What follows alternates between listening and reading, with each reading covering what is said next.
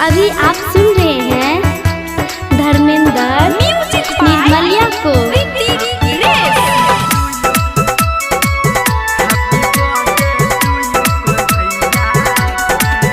बड़ खुशी के छैया जू दिन मायो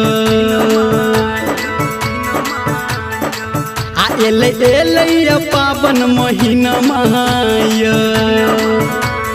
हाँ बड़ खुशी के छैया जू दिन मायो एले पावन महीना मायो। तो आई देबै बधाई सोधा मैया के यो आई देबै बधाई सोधा मैया के। आ चलू सब कियो मिल के कहबै happy birthday to you Kanhaiya के। आ चलू सब कियो मिल के कहबै happy birthday to you Kanhaiya के।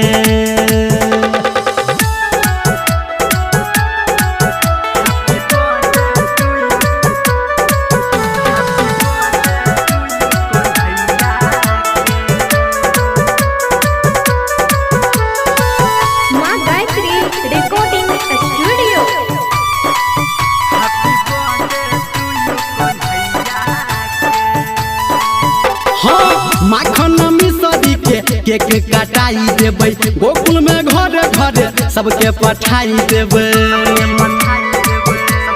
हाँ हाँ माखन मिसरी के केक कटाई देबै गोकुल में घर घर सबके पठाई देबै।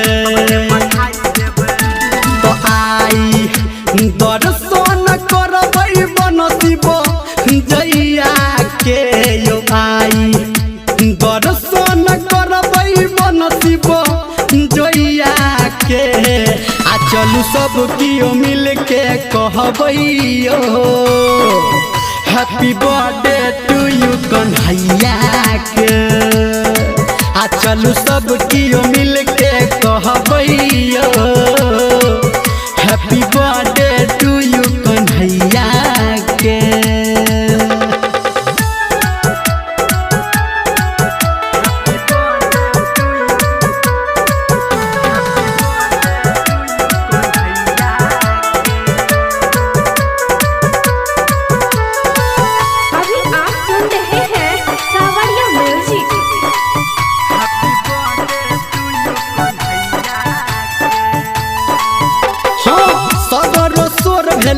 एकर होर भेलै तीनू टा लोक में देखू ई जोर भेलै।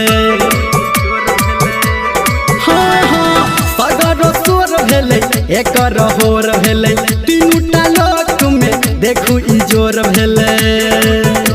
यो सबके पहाड़ लगे तै डूबल नैया के यो सबके पहाड़ लगे तै डूबल के।